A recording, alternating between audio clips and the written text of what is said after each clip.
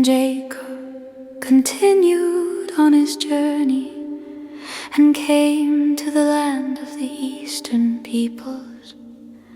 There he saw well in the open country, with 3 flocks of sheep lying near it, because the flocks were watered from that well. The stone over the mouth of the well was large.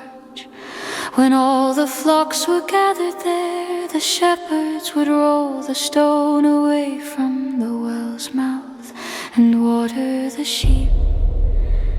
Then they would return the stone to its place over the mouth of the well. Jacob asked the shepherds, "My brothers, where are you from?" "We're from Harran," they replied.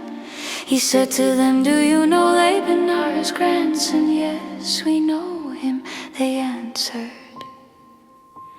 Then Jacob asked them, "Is he well?" "Yes, he is," they said. "And here comes his daughter Rachel with the sheep." "Look," he said, "the sun is still high. It is not time for the flocks to be gathered. Water the sheep and take them back to pasture." "We can't," they replied, "until all the flocks are gathered and the stone has been rolled away from the mouth of the well. Then we will water the sheep." While he was still talking with them, Rachel came with her father's sheep, for she was a shepherd. When Jacob saw Rachel, daughter of his uncle Laban, and Laban's sheep, he went over and rolled the stone away from the mouth of the well and watered his uncle's sheep. Then Jacob kissed Rachel and began to weep aloud. He had told Rachel that he was a relative of her father and a son of Rebekah. So she ran and told her father. As soon as Laban heard the news about Jacob, his sister's son, he hurried to meet him. He embraced him and kissed him and brought him to his home. And there Jacob told him all these things. Then Laban said to him, "You are my own flesh and blood."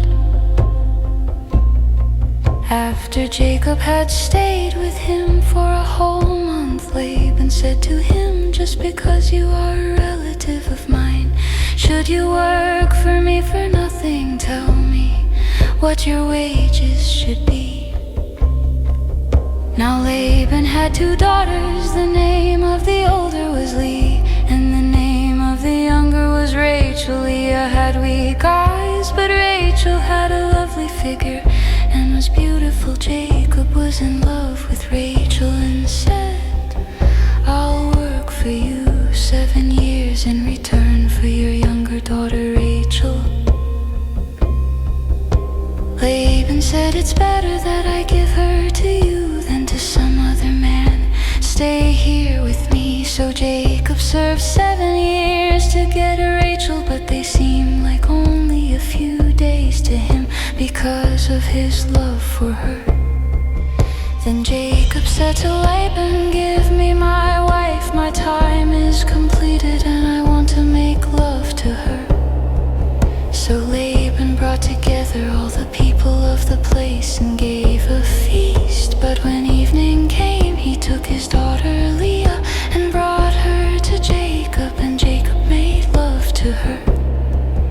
And Laban gave his servant Zilpah to his daughter as her attendant. When morning came, there was Leah. So Jacob said to Laban, "What is this you have done to me? I served you for Rachel, didn't I? Why have you deceived me?" Laban replied, "It is not our custom here to give the younger daughter in marriage before the older one. Finish this daughter's bridal week, then we will give you the younger one also, in return for another 7 years of work." And Jacob did so. He finished the week with Leah. And then Laban gave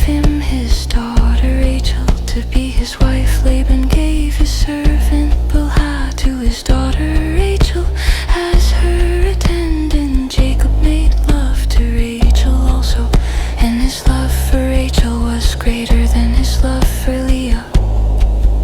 And he worked for Laban another 7 years.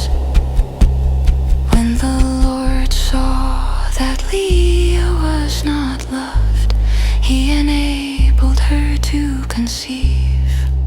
But Rachel remained childlessly, became pregnant, and gave birth to a son. She named him Reuben, for she said, "It is because the Lord has seen my misery. Surely my husband will love me now." She conceived again, and when she gave birth to a son, she said, "Because the Lord heard that I am not loved, he gave me this one too." So she named him Simeon. Again she conceived, and when she gave birth to a son, she said, "Now at last my husband will become attached to me, because I have borne him 3 sons." So he was named Levi. She conceived again, and when she gave birth to